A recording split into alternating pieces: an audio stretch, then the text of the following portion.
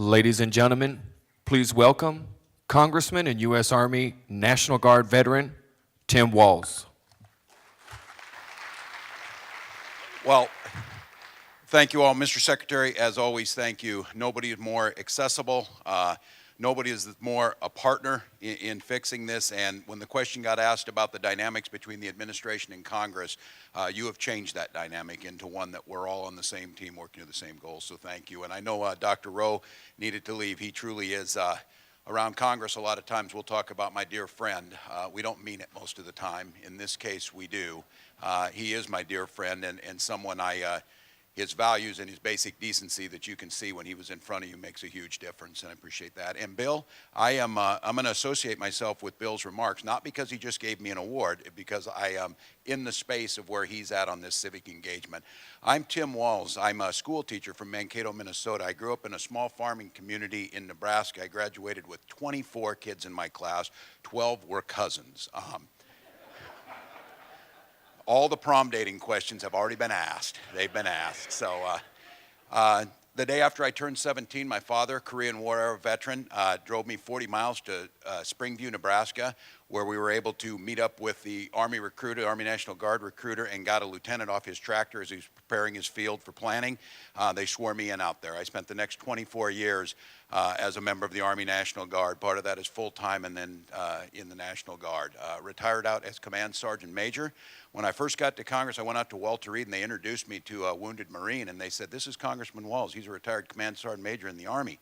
And the young Marine said, "Oh, I'm really sorry to hear that." So I'm like, "Oh, here we go. Army Marines." I said, "What are you sorry about?" He said, "I'm sorry you took the demotion, Sergeant Major." And I got to thinking, and Bill's point about civic engagement, over those years in the National Guard, I used the GI Bill to receive a college degree, started my teaching career on a small reservation school out in Pine Ridge, South Dakota, was part of the first group of American high school teachers to teach in Chinese high schools, came back and was on flood duty, fire duty, blizzard duty, tornado duty, and several NATO missions north of the Arctic Circle.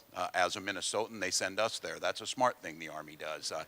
They did before us have Georgia there, and they got out of that mission. So, and then I did a final deployment in support of Operation Enduring Freedom. Came back home, felt like the country and the engagement wasn't there back in 2006, and was kind of frustrated. And my wife says when many people are frustrated, they write a letter to the editor, but we ran for Congress, not knowing that I'd end up being the second Democrat in 125 years to get elected in that district.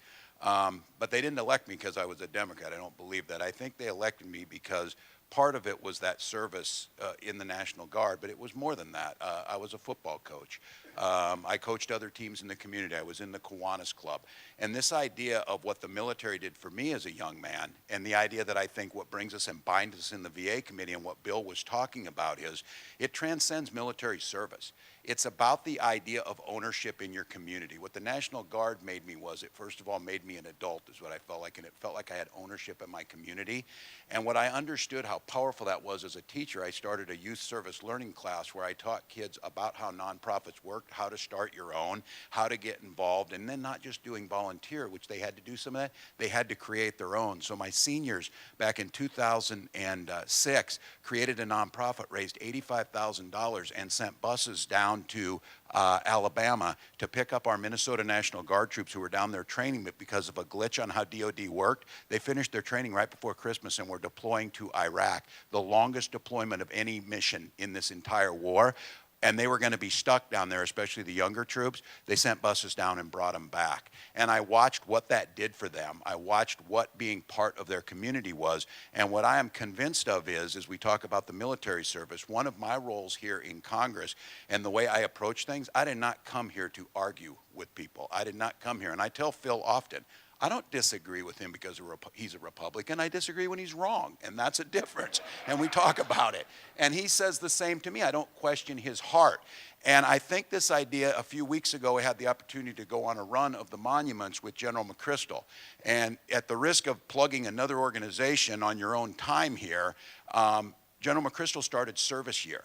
This idea, and I worked on this when Senator Kennedy, the late Senator Ted Kennedy, was here, the idea of national service. I am convinced in my heart What will fix many of the ills in this country is if we can get our young people into doing some type of service back to that, some type of ownership in the community and into the country. And I think this idea in the Veterans Affairs Committee and the way we work on this, it's that idea of caring for veterans is because they cared for the country. I think you could expand that, a civilian GI Bill of where people could go, because the military's not for everybody. It's not the way to go. And people ask me, they thank me for my service.